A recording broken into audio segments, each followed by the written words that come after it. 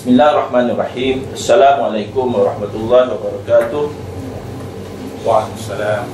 Bertemu sekali lagi kita dalam program Sorotan Seminggu, sidang media pimpinan PAS Kawasan Pekan. Kali ini kita membawa beberapa soalan berkenaan isu-isu di peringkat pusat dan juga peringkat PAS, peringkat kawasan.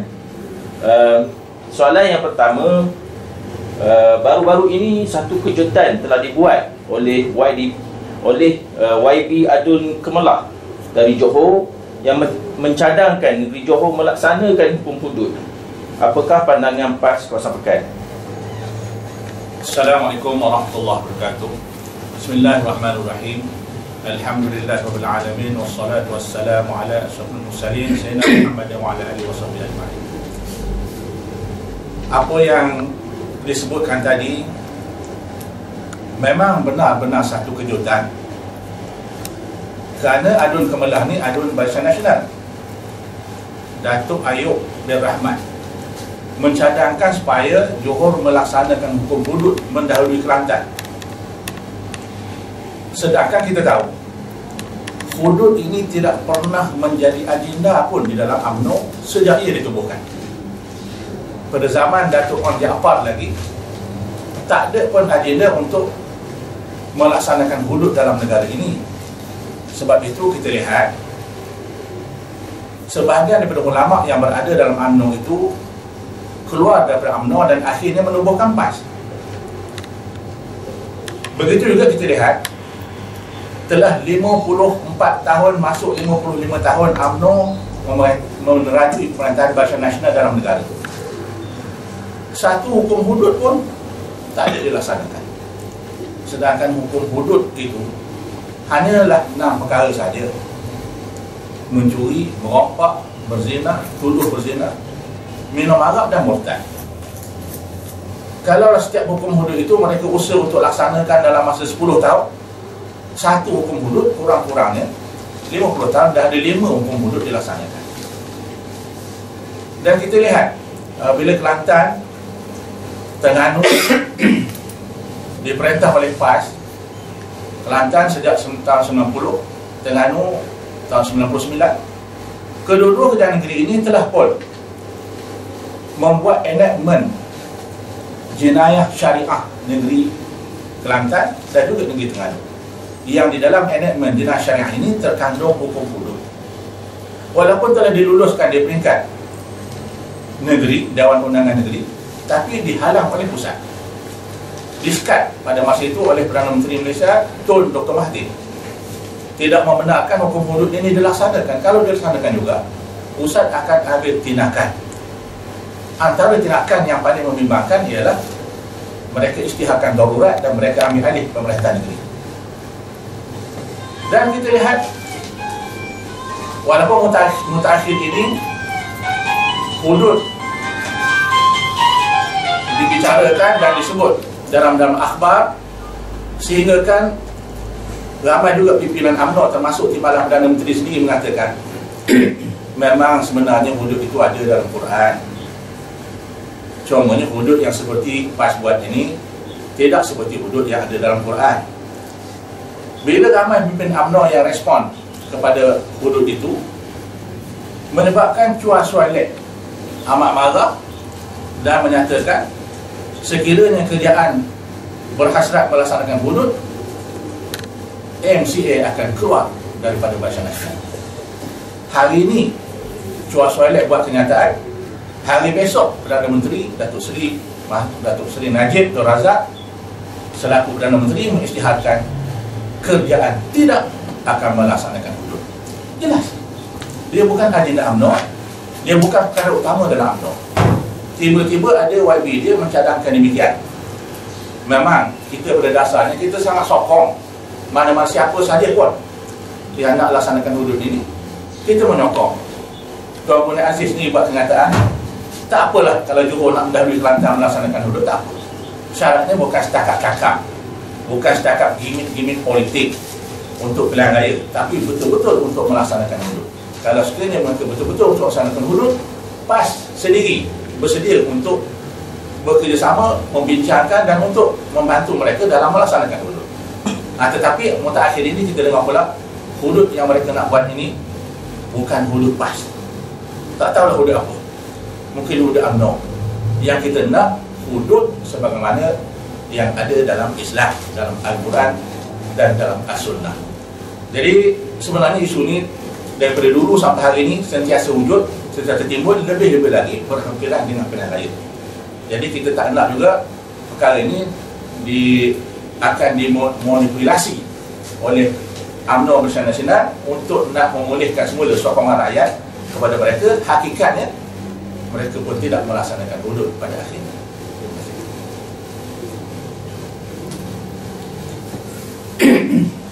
Soalan seterusnya, Jabatan Perkhidmatan Awam telah mengumumkan pemegang ijazah boleh memohon mengisi jawatan bertaraf SPM. Apakah komen PAS kuasa tentang isu ini? Terima kasih.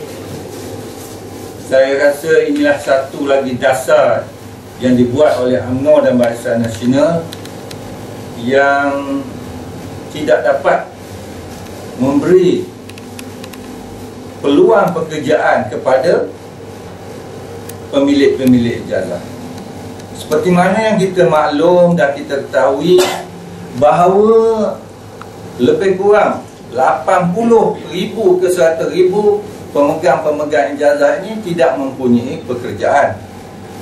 Oleh kerana mereka ini tidak mempunyai pekerjaan dan kerajaan telah beberapa kali menjanjikan peluang pekerjaan, contohnya di Pekan ni yang diwar-warkan, iaitu di Sungai Miang untuk mewujudkan peluang pekerjaan sebanyak 50,000 kepada pencari-pencari kerja, iaitu di atas projek gas dan minyak dan gas di Tanjung Agas. Tapi kita tahu dan kita maklum bahawa projek ini dah terbengkalai. Dan kita tahu juga bahawa peluang pekerjaan bagi pencari-pencari kerja, terutamanya bagi lepasan SPM, yang kita tahu bahawa pengambil ataupun mereka-mereka yang mengambil SPM lebih kurang 520,000 setahun.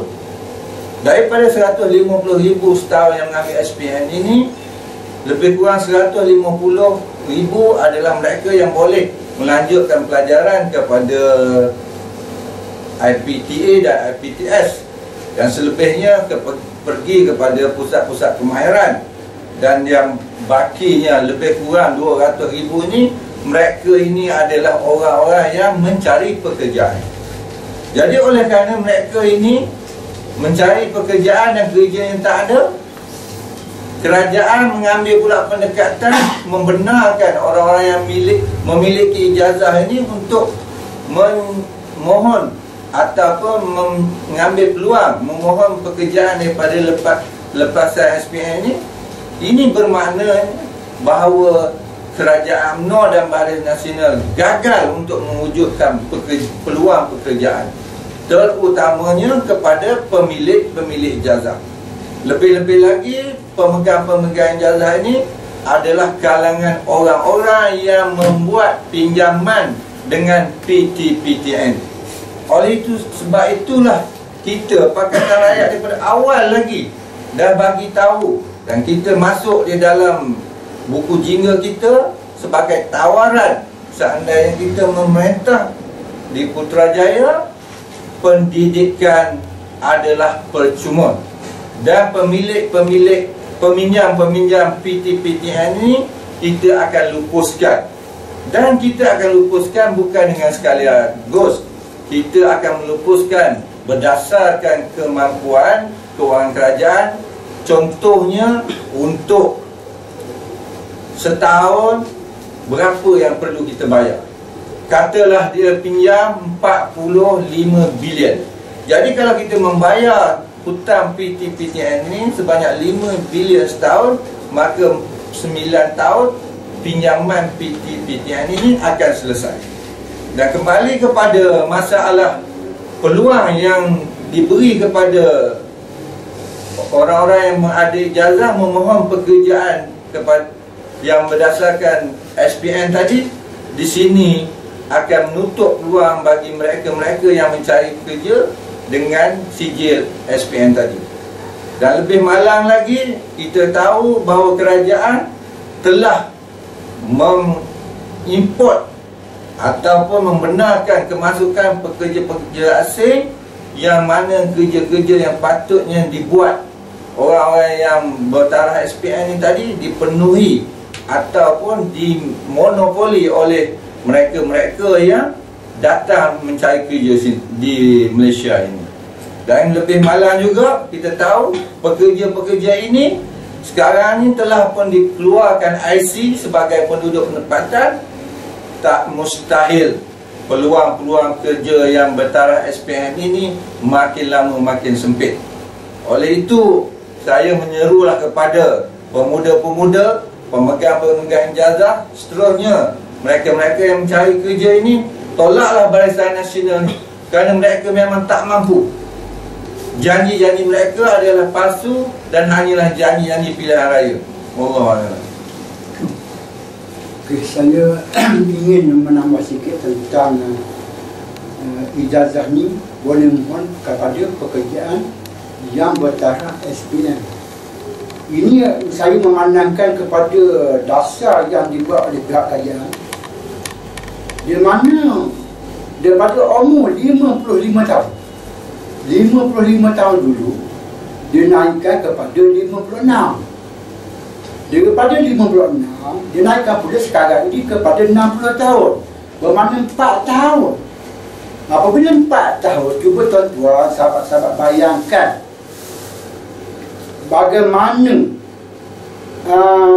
penganggur-penganggur nak memohonkan pekerjaan yang ada jika sekiranya pekerja-pekerja di Jabatan Kerajaan daripada 55 tadi dinaikkan ke tahap 60 tahun. Berapa ribu itu yang boleh, apabila dia berpenjara pada 55 tahun dinaikkan kepada 60 tahun, bermakna selama 4 tahun itu berapa ribu pemegang-pemegang ijazah, pemuda-pemuda yang tak bekerja boleh bekerja. Tapi oleh kerana tahap daripada 55 naik ke 60, maka penganggur-penganggur tak dapat bekerja.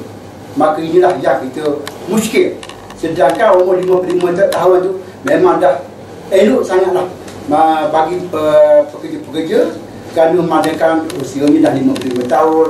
Kadang-kadang ada yang pekerja-pekerja tu badan tak sihat. Begitulah contohnya. Yang kedua juga, kita kira seolah-olah pemegang ijazah ini nak menjadi turun ke belakang. Sekarang sedangkan dia memegang ijazah, apa pula nak pergi kepada pegang SPN? Adakah dia tak layak bekerja dengan ijazah dia, nak pergi kepada tahap SPN? Ini satu benda yang tak sepatutnya berlaku. Maka bagi pihak kerajaan mesti memikirkan perkara macam ini, supaya ruang-ruang bekerja kepada pihak ijazah dan pihak SPN ini jangan dimonopoli pihak-pihak yang tak faedah dengan kelulusan yang tinggi. Lepas tu SPN dia tak boleh bekerja pula. Itu kita kena memandangkan perkara macam itu. Yang kedua ni pula, saya memandangkan kerana tadi saya kata tadi dah umur daripada 55 naik ke 60. Pemegang-pemegang jawatan parti pula, pemegang pengarah-pengarah macam Petronas, Emas, Asia dan lain-lain pihak swasta, patutnya yang jabatan pencen lah, yang bersara tu bersara lah, supaya jawatan itu dia penuhi bagi pihak yang mempunyai kelulusan ijazah tadi, supaya mereka-mereka ini bekerja di situ, supaya mereka dapat pengalaman untuk melaksanakan kerja-kerja sebagai pengarah urusan yang diperkatakan tadi. Itu tambahan saya. Wallahualam. Soalan seterusnya, sejak kebelakangan ini ramai artis menyertai parti PAS, dan ramai blogger-blogger UMNO menuduh PAS mempergunakan artis-artis ini untuk kepentingan politik mereka. Apakah respon PAS Kawasan Pekan mengenai isu ini? kita daripada dulu lagi PAS ni tak pernah menghalang, malah menyeru siapa sahaja, termasuk artis, termasuk orang-orang bukan Islam pun, kita seru untuk bersama-sama dengan perjuangan Islam. Sehingga kita telah memutuskan dalam muktamar kita pada satu kita dahulu, PAS untuk semua, PAS for all. Dan kita cuba melaksanakan dengan bersungguh-sungguh. Hari ini kita dah melihat hasilnya. Natijah daripada PAS untuk semua, bukan sahaja artis telah mula masuk PAS, tetapi juga bekas-bekas pegawai-pegawai kanan kerjaan, bekas-bekas polis, bekas-bekas tentera dah berbondong-bondong masuk PAS. Kita bersyukur kepada Allah SWT. Ini satu kejayaan PAS. Walaupun masih lagi sebahagiannya orang-orang bukan Islam itu tidak masuk PAS, tetapi dia telah masuk Dewan Himpunan Penyokong PAS. Ini menunjukkan PAS telah boleh diterima oleh semua lapisan masyarakat, termasuklah artis-artis.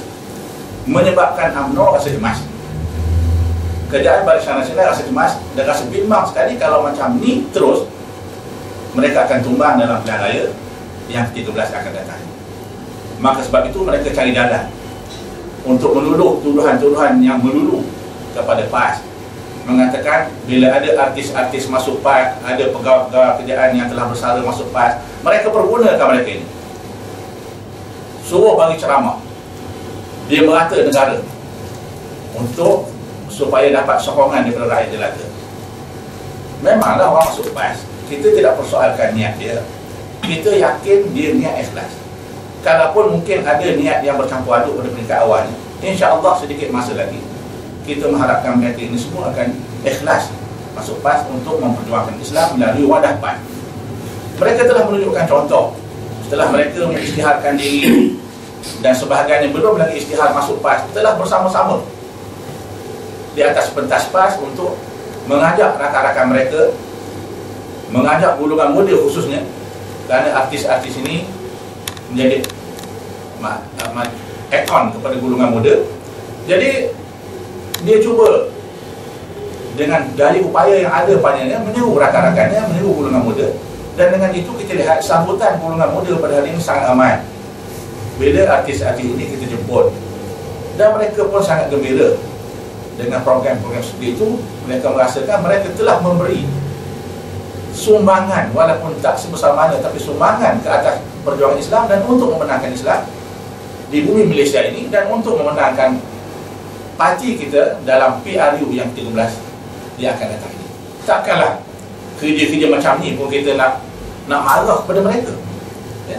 Kalau hari ini mereka masuk PAS, besok dia berjuang PAS, takkan kita nak marah. Kita sangat mengalu-alukan. Contohnya mungkin UMNO dari sudut ini, UMNO tidak mengambil indah tentang beberapa orang artis masuk UMNO. Dia tak ambil indah langsung, seolah-olahnya dipinggirkan terus. Tidak seperti PAS sentiasa mengalu-alukan sesiapa sahaja. Kalau UMNO kata, kalau BN kata, UMNO kata PAS menggunakan mereka ini dengan cara membawa ke program-program ceramah, program-program sembang dan sebagainya untuk nak tarik masyarakat. Kalau kita tengok, UMNO lebih teruk daripada itu lagi. Lebih teruk daripada itu lagi. Mereka sanggup memanggil artis-artis luar negara seperti K-pop untuk program himpunan 2 juta belia di Putrajaya. Panggil K-pop untuk nak tarik muda-muda dengan bayaran yang beratus-ribu. Apa ni? Ini lagi lah pulanya mempergunakan betul-betul artis dijemput di luar negara kerana mereka merasakan artis dalam negara ni tak dapat tarik orang ramai. Mereka panggil luar negara walaupun menghabiskan duit rakyat, duit kerjaan. Begitu juga dia panggil berbagai-bagai lagi artis, termasuklah Erykah Badu yang sangat kontroversi kerana pada badannya, di dadanya ada ditatu tulisan dalam bentuk tatu kalimah Allah, sehingga orang tahu di dadanya kerana dia membuka dadanya dalam persembahan-persembahan dan perjuangan. UMNO sanggup mempergunakan artis yang seperti ini yang mendapat tentangan daripada rakyat rakyat biasa pun menentang, apatah lagi ahli-ahli dan penyokong-penyokong PAS dan Pakatan Rakyat. Tetapi mereka tidak mempedulikan. Mereka tetap juga dengan agenda mereka mempergunakan, itu baru mempergunakan artis, menghabiskan duit. Kita, orang datang untuk nak menyampaikan ceramah, nak menyampaikan kenapa dia berhijrah daripada alam artisnya kepada alam perjuangan PAS. Jadi nak berikan penjelasan kepada semua supaya masyarakat dapat mengambil pengajaran dan pengiktibaran daripada mereka. Kalau mereka yang dahulunya sangat memusuhi PAS kerana dikatakan PAS ni sangat menentang golongan-golongan artis, golongan penyanyi-penyanyi, pelakon-pelakon, hari ini mereka dah bukan setakat boleh dekat tapi boleh bersama dengan PAS. Jadi kita mengharapkan sedikit masa lagi seluruh rakyat akan bersama dengan perjuangan kita, dan dengan itu kita dapat menumbangkan UMNO Barisan Nasional dalam pilihan yang akan datang. Saya mengharap rakyat semua sedar fenomena ini, perkara baru yang berlaku ini, satu gelombang baru yang berlaku ini. Mudah-mudahan gelombang ini akan berterusan sehingga ke akhir. Terima kasih. Saya nak sambunglah sikit berkenaan dengan dia kata kita mempergunakan artis ini. Yang sebenarnya dia nak cakap macam orang yang menengok tu buta, orang yang mendengar terpekak. UMNO ingat semua manusia yang dia ingin pergunakan ni tadi manusia yang buta ataupun manusia yang pekak. Sebagai contoh lah kita kata kita mempergunakan dia, kita ambil lah bagaimana, senang saya sebut lah, perkara ni berlaku di Bera sana.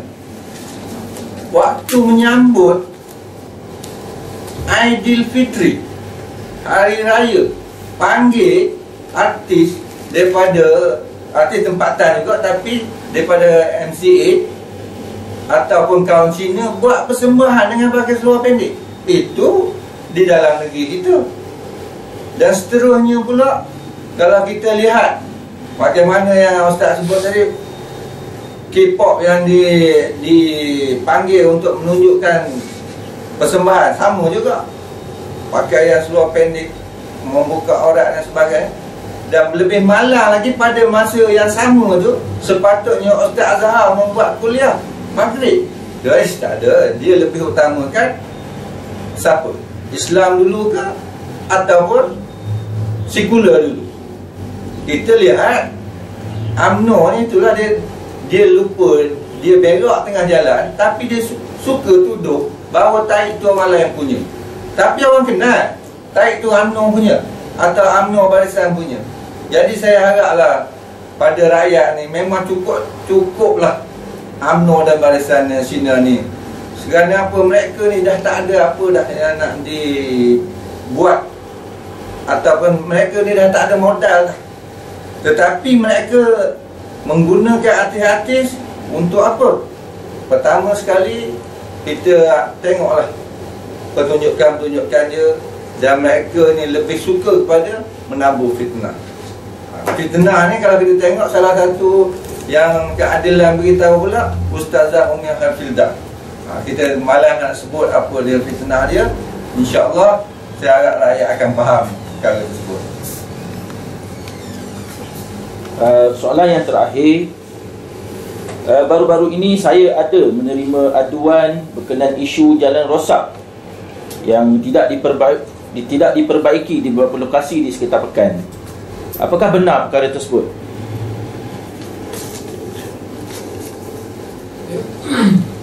Memang aduan itu memanglah benar. Kalau kita melalui jalan daripada Pekan pergi ke Pulau Hinai misalnya, ini adalah salah satu jalan utama, jalan keluar daripada Bandar Pekan untuk pergi ke Lebuh Raya Kuantan Segamat. Jadi sekitar kilometer 4 hingga 6 daripada Pekan kita akan menemui kawasan yang rosak ini. Dan jalan ini amat teruk rosaknya akibat daripada beberapa syarikat pengeluar pasir. Jadi pasir-pasir dikeluarkan melalui jalan ini dengan begitu ketara sekali. Jadi jalan amatlah teruk rosaknya dan bertambah berbahaya sekiranya berlaku cuaca yang kurang elok, terutama sekali hujan. Jalan juga akan jadi bertambah bahaya pada waktu malam kerana ada tempat-tempat ini kita dapati tak ada lampu jalan. Jadi amatlah berbahaya bukan sahaja kepada penduduk setempat tetapi juga kepada pemandu-pemandu daripada luar. Dan kita dapati juga kawasan ini tidak diletakkan banyak tanda-tanda amaran. Jadi kalau berlaku apa-apa kemalangan, kita kira amat menyesakkan jalan ini dan menyekat lalu lintas. Jadi jalan ini juga kalau kita dapati tepinya ada longkang-longkang besar yang dipenuhi oleh air. Jadi kita bimbang sesuatu yang tidak diingini akan terjadi apabila jalan ini tidak diperbaiki. Jadi kita dapati juga ada usaha daripada pihak-pihak yang berkenaan untuk membaikinya. Tapi dikatakan bila dicuba baiki pada waktu pagi, pada petangnya akan didapati jalan akan rosak semula akibat daripada keadaan lori-lori pasir dan juga lori-lori simen yang keluar masuk ini dalam keadaan yang tidak terkawal. Saya ingin menambah apa perkataan oleh Setiausaha Cikgu Kamil tadi tentang kerosakan jalan, di mana slogan yang dipopularkan oleh Perdana Menteri kita, Datuk Seri Najib, rakyat didahulukan, pencapaian diutamakan. Tapi apabila kita memandang lebuh raya ini memang untuk rakyat melalui jalan tersebut, tetapi apa yang sangat-sangat menduga citakan sebagaimana yang diperkatakan oleh Cikgu tadi, kerosakan yang begitu teruk. Itu sebab Cikgu tadi bercerita jalan di sebelah Palu Pinang. Kalau puan-puan melalui daripada jalan Gancong masuk ke Teluk, masuk ke Lami, keluar ke Langor, betapa teruknya jalan tersebut disebabkan laluan lori pasir. Kita tahu pasir itu mendatangkan keuntungan bagi negeri dan negara.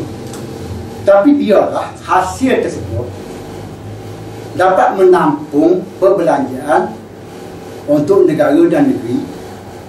Dan apabila jalan ini menjadi rosak, tentukan jalan tersebut mesti diperbaiki. Sebab ini jalan untuk rakyat lalu. Maka kalau jalan dah menjadi rosak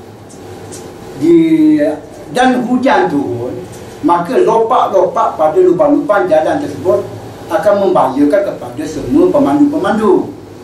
Dan pemandu tersebut adalah rakyat Nipah dan rakyat Gancong, Lami, Langgar, Pahang Tua sehingga dekat pekan. Maka saya mengharapkan pihak kerajaan ataupun pegawai-pegawai kerajaan termasuk JKR, JPS, Majlis Daerah supaya melawat ataupun melihat sendiri adakah betul jalan ini rosak ataupun tak rosak. Tengok sendiri. Jangan kata kami mengadu perkara yang tak betul. Maknanya pegawai-pegawai ini mesti turun padang. Tengok betul tidak. Betul tidak yang diperkatakan itu jalan rosak ataupun tidak.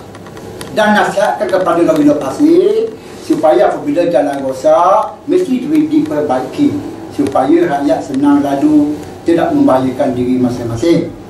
Dan juga pihak lori yang memandu lori itu janganlah membawa terlalu laju, kerana dalam perjalanan tersebut ada murid sekolah, ada orang tua, ada wanita, ada kanak-kanak yang boleh membahayakan kepada mereka. Maka bawalah memandulah dengan cara perlahan-lahan dan menghormati orang lain. Begitu saya nak sentuh di pekan sendiri, jalan hampir lama sehingga ke masjid, ke kampung penadah, hingga ke istana itu istana sendiri pun pergilah tengok sendiri bagaimana keadaan jalan di hadapan masjid. turun sendiri tengok. Saya tak payah nak melapor, pergi turun sendiri pada pegawai-pegawai kerajaan, tolong tengok sendiri di depan masjid, kampung penadah ataupun padang polo, supaya melihat bagaimana kerosakan jalan tersebut. Maka bagi Pak Kajah sekali lagi saya merajulah supaya jangan memandang ringan perkara-perkara seperti ini, terutama jalan-jalan yang rosak, kerana ini mendatangkan bahaya kepada rakyat, bukannya penduduk di negeri Pahang dan penduduk Pekan amnya. Wallahu a'lam. Terima kasih.